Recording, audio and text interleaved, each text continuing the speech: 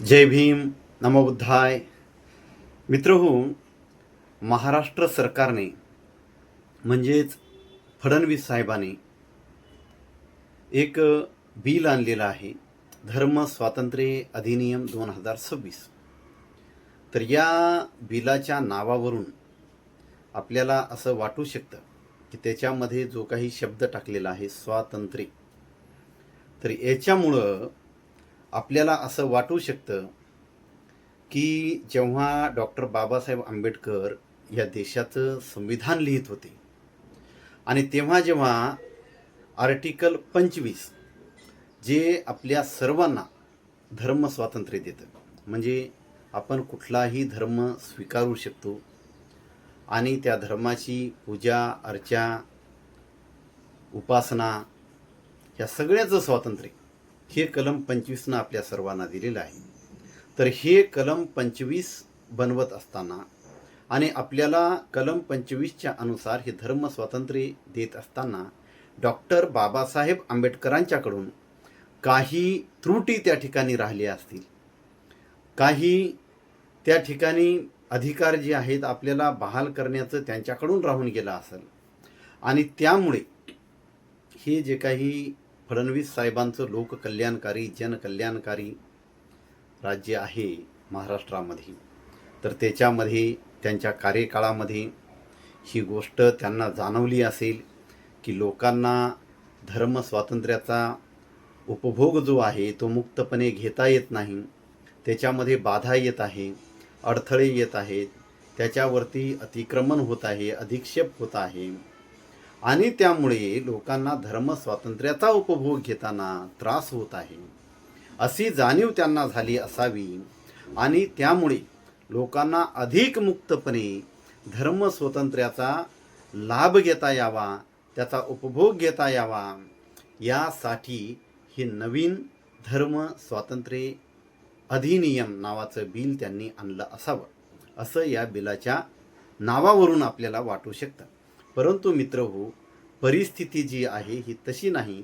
तर जो अधिकार डॉक्टर बाबासाहेब आंबेडकरांनी आपल्या सर्वांना संविधानाच्या आर्टिकल 25च्या माध्यमातून दिलेला आहे, तो अधिकार जो आहे या धर्म स्वातंत्र्य अधिनियम 2026 या बिलाच्या माध्यमातून हा हिरावून घेतला जाणारा तो अधिकार आहे. या बिलाच्या माध्यमातून तो अधिकार हिरावून घेतला जात आहे.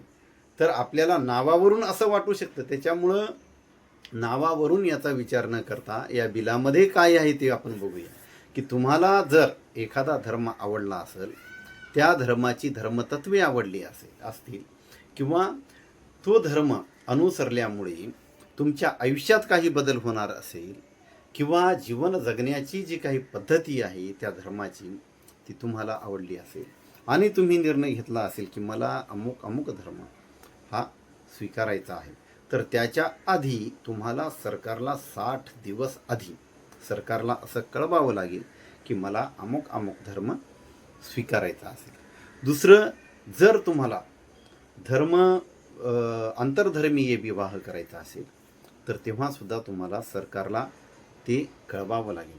आणि या सर्वावरती जर कोणाचाही तुमच्या नातेवाईकांचा म्हणजे तुमचे आई बाप भाऊच नाही तर चुलत भाऊ, चुलत चुलत चुलत भाऊ, मावस भाऊ किंवा मावस मावस मावस भाऊ, मामा किंवा चुलत मामा किंवा मावस मामा किंवा मावस मावस मावस मामा किंवा चुलत चुलत चुलत मामा, असा कोणीही व्यक्ती नातलग जो आहे तो तुमच्यावरती आक्षेप घेऊन तुमच्या विरोधात FIR करू शकतो आणि ती जी FIR होणार आहे, तो जो गुन्हा त्या ठिकाणी दाखल होणार आहे, हा अजामीनपात्र अशा प्रकारचा गुन्हा या ठिकाणी असणार. तर मित्रहो, आता आपल्या सर्वांना माहिती आहे हा जो कायदा आहे आपल्या देशामध्ये, म्हणजे शेतकरी हैराण आहे, हवालदिल आहे, बेजार आहे, परेशान आहे, आत्महत्याग्रस्त आहे आणि त्याच्या मागण्या आहेत. या ठिकाणी कर्मचारीसुद्धा हैराण झालेला आहे, BLOच्या माध्यमातून शिक्षकसुद्धा त्रस्त झालेले आहेत, त्यांच्या पण मागण्या आहेत. या ठिकाणी विद्यार्थी हैराण त्रस्त परेशान बेजार झालेला आहे, त्यांच्याही काही समस्या आहेत आणि हे लोक आत्महत्याग्रस्त झालेले. शिक्षकसुद्धा BLO सुद्धा हे आत्महत्या करत आहेत, विद्यार्थी सुद्धा आत्महत्या करत आहेत, बेरोजगार सुद्धा आत्महत्या करत आहेत. त्यांच्या ही समस्या आहेत, परंतु सरकारचं लक्ष त्यांच्या समस्या सोडवण्याकडं आपल्याला दिसून येत नाही. उलट त्यांच्या समस्या अधिक कशा पद्धतीनं वाढतील याचा सरकारच्या माध्यमातून विचार होत असतो.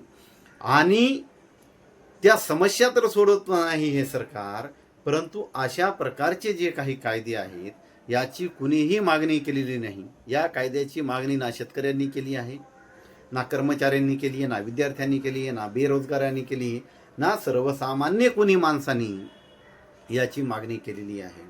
आणि हे बिल जर नाही आणलं असतं, समजा आलं जर नसतं हे बिल, तर याच्यामुळं काही फार मोठं नुकसानही झालं नसतं.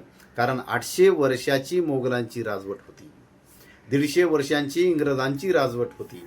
तुम्ही जसं सांगता की सत्तेच्या जोरावरती, तलवारीच्या बळावरती त्यांनी धर्मांतर केली, तरी सुद्धा 1000 वर्षाच्या जवळ कारकिर्दीमध्ये ते 20% लोकांना धर्मांतरित करू शकलेले आहेत.